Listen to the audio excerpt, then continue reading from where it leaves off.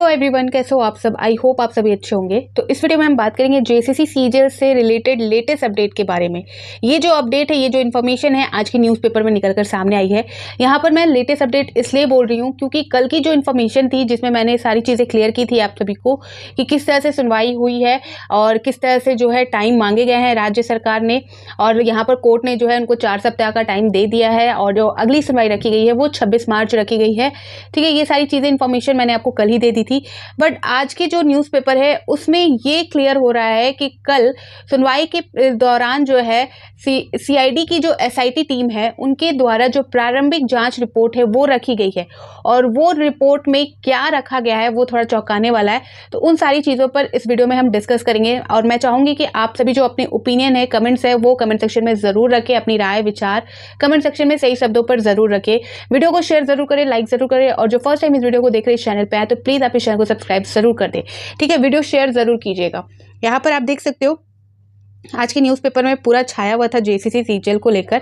यहाँ पर सीजीएल परीक्षा रिजल्ट पर रोक बरकरार, तो जैसा कि मैंने आपको कहा सारी चीज़ें यहाँ पर आगे देख सकते हैं। यहाँ पर सीजीएल परीक्षा रिजल्ट पर रोक जारी, सरकार ने सीआईडी की जांच रिपोर्ट देने के लिए मांगा समय। यानी कि सरकार ने सीआईडी की जांच रिपोर्ट, यानी कि जो राज्य सरकार है उन्होंने यहाँ पर समय मांगा है, और यहाँ पर आप देख सकते हो। लेकिन एक चीज़ यहाँ पर क्लियर हो रही है, एक यहाँ पर और अपडेट है, भाजपा ने सीजीएल में की साजिश, ये कहना है झमुमो कि यहाँ पर जो सचिव है उनका। ठीक है, तो यहाँ पर आप देख सकते हो इस तरह से निकल का है, तो इसे हम बाद में देख लेंगे। बट यहाँ पर एक चीज़ ये है, जैसा कि आप देख सकते हैं, सीजीएल परीक्षा 2023 के रिजल्ट प्रकाशन पर अभी लगी रहेगी रोक। तो ये सारी चीज़ें आपको पता है, तो यहाँ पर मैं सारी चीज़ें रिपीट नहीं करने वाली।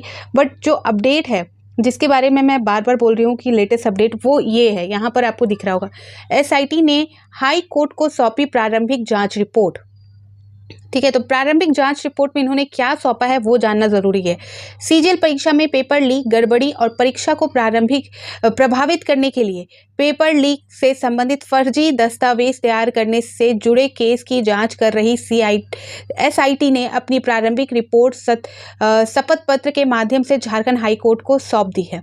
तो यहाँ पर आप देख सकते हो ये सारी जो बातें हैं वो सीआईडी की जो टीम बनाई गई थी, एसआईटी टीम, उनके द्वारा कही जा रही है कि जो परीक्षा को प्रभावित करने के लिए जो पेपर लीक से संबंधित फर्जी दस्तावेज तैयार करने, यहाँ पर आप देख सकते हो किस तरह से इन्होंने शुरुआत किया है। यहाँ पर डायरेक्ट ये बोल रहे हैं कि यहाँ पर जो एग्ज़ाम को जो गड़बड़ी है उससे यहाँ पर षड्यंत्र या साजिश किया गया है, उसके तहत यहाँ पर जांच चल रही है। ठीक है, आप पूरा लाइन स्टार्टिंग में पढ़ोगे तो आपको क्लियर होगा। सीजीएल परीक्षा में पेपर लीक, गड़बड़ी और परीक्षा को प्रभावित करने के लिए पेपर लीक से संबंधित फर्जी दस्तावेज तैयार करने से जुड़े केस की जांच कर रही एसआईटी ने अपनी प्रारंभिक रिपोर्ट शपथ पत्र के माध्यम से झारखंड हाई कोर्ट को सौंप दी है। ठीक है, आगे यहाँ पर देख सकते हो, रिपोर्ट के जरिए न्यायालय को बताया गया कि परीक्षा में गड़बड़ी को लेकर एक केस कैरियर फाउंडेशन के शिक्षक राजेश प्रकाश की शिकायत पर दर्ज किया गया है। अनुसंधान के दौरान 3 घटना स्थल चिन्हित किए गए हैं। इनमें से एक रातू में मखमंत्रो स्थित बैथने कॉन्वेंट स्कूल, और दूसरा धनबाद के राजगंज थाना क्षेत्र स्थित कुमार बीएड कॉलेज, और तीसरा धनबाद के बलियापुर स्थित यूपीजी हाई स्कूल है। इस केस में अनुसंधानक ने शिकायतकर्ता सहित अन्य गवाहों का बयान दर्ज कर लिया है। अनुसंधान के दौरान एसआईटी को यहाँ पर जो गवाह दिए गए हैं उनके यहाँ पर सारी चीज़ें दी गई हैं। उपेंद्र रावत, रामचंद्र मंडल, प्रेमलाल ठाकुर, शशि कुमार, अनिल कुमार ने अपने मोबाइल फ़ोन सौंपे थे। यहाँ पर जिन्होंने साक्ष्य के तौर पर मोबाइल फ़ोन है वो सौंपे थे। मोबाइल फ़ोन में इमेज हासिल करने के लिए मोबाइल जब्त कर न्यायालय के निर्देश पर यहाँ पर एफएसएल के पास भेजा जा चुका है। वहीं दूसरी ओर मामले में ऑनलाइन शिकायत पर केस दर्ज नहीं करने को लेकर यहाँ पर एसएसपी ने नामकुम थाना प्रभावी और सदर थाना प्रभावी को शोकॉज किया है। शपथ पत्र के जरिए हाईकोर्ट को बताया गया कि सीआईडी ने केस के साक्ष्य प्रस्तुत करने के लिए अखबारों के विज्ञापन प्रकाशित कराया था। इसके बाद व्हाट्सएप के जरिए एसआईटी को कुल 30 शिकायतें मिली। इसमें 8 शिकायत पेपर लीक से संबंधित है, जबकि 15 शिकायतें संदिग्ध परीक्षार्थियों के बारे में है। शेष अन्य शिकायतें विविध प्रकार के हैं। तो यहाँ पर आप देख सकते हो क्या कुछ निकल के सामने आता है। कभी कहा जाता है कि 47 शिकायत मिली, कभी कहा जाता है कि 52 शिकायत मिली, कभी यहाँ पर आप देख सकते हो 30 शिकायत मिली।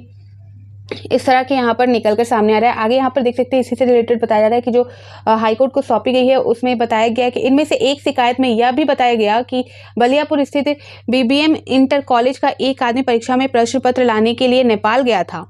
एक शिकायत में सरकारी कर्मी द्वारा अफवाह फैलाने, हजारीबाग के राम मंदिर के पास एक व्यक्ति द्वारा परीक्षा से पहले प्रश्न पत्र लीक करने, कुछ सेंटर में प्रश्न पत्र सील नहीं होने और कुछ संदिग्ध छात्रों के मोबाइल नंबर दिए गए हैं, जबकि 24 शिकायतें ईमेल के जरिए मिली है। इनमें से 9 शिकायत पेपर लीक से संबंधित है और अन्य शिकायत संदिग्ध छात्रों और विविध प्रकृति की है। प्राप्त शिकायत में से कुछ सेंटर और उनके मोबाइल नंबर भी दिए गए हैं। सभी मामलों का सत्यापन किया जा रहा है।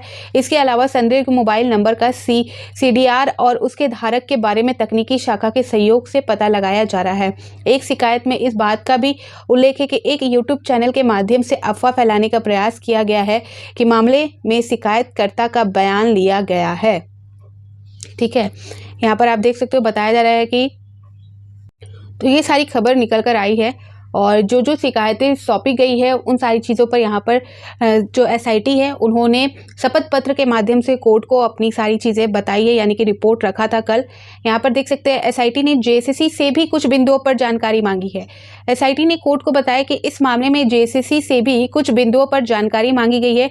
इसे परीक्षा लेने के लिए क्या SOP निर्धारित था, किस एजेंसी को परीक्षा संचालन के लिए जिम्मेदारी दी गई थी, टेंडर से पहले या उसके बाद क्या एजेंसी का भौतिक रूप से सत्यापन किया गया था, परीक्षा को लेकर प्रश्नों के चयन की क्या प्रक्रिया थी, तीनों प्रश्न पत्र के सैंपल की मांग भी की गई है। तो इस तरह से जो SIT की टीम है उन्होंने जो है JSSC है उनसे भी कुछ सवाल किए हैं, कुछ जानकारी उनसे भी मांगी है।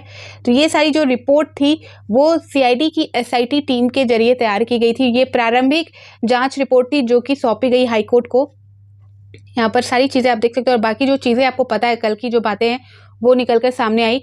और यहाँ पर आप देख सकते हो राज्य सरकार को CID जांच की अपडेट रिपोर्ट दाखिल करने का निर्देश देते हुए परीक्षा फल प्रकाशन पर अगले आदेश तक रोक जारी रखी है। ठीक है, JSSC की ओर से अधिवक्ता संजय पिपरवाल ने पक्ष रखा।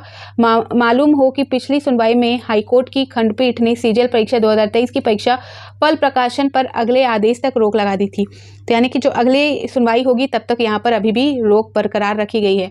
और जो रिपोर्ट सौंपी गई है वो मैंने आपको क्लियर कर दिया। ये सारे मामले यहाँ पर SIT के द्वारा दर्ज किए गए हैं और रिपोर्ट तैयार की गई है। एक मामला यहाँ पर आप देख सकते हो, ये कहा जा रहा है कि ये जो CGL पेपर लीक को कहा जा रहा है कि CGL एग्जाम में पेपर लीक हुआ है, ये भाजपा की साजिश है।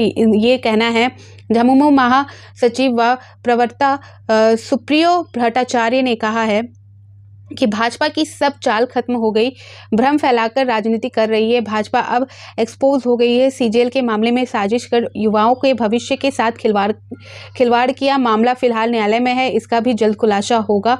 पूरे साक्ष्य और तथ्य के साथ इनको एक्सपोज किया जाएगा। श्री भट्टाचार्य बुधवार को पार्टी कार्यालय में पत्रकारों से बात कर रहे थे और उन्होंने कहा कि हमारी सरकार ने कोरोना के दौरान इसी दौरान जो है उन्होंने मीडिया को कहा CGL से रिलेटेड कि ये सारी चीज़ें जो है भाजपा की जो है साजिश है। इस तरह से इन्होंने अपनी बातें रखी है और बाकी सारी चीज़ें मैंने आपको क्लियर कर रखी है। तो यहाँ पर उसी पॉइंट पर बात करना बेफिजूल है, टाइम पास होगा और इन सारी चीज़ों से निकल जाइए। चूँकि मैंने अपडेट आप सभी को शुरू से दिया है तो आज की अपडेट भी मैंने यहाँ पर प्रोवाइड कर दी।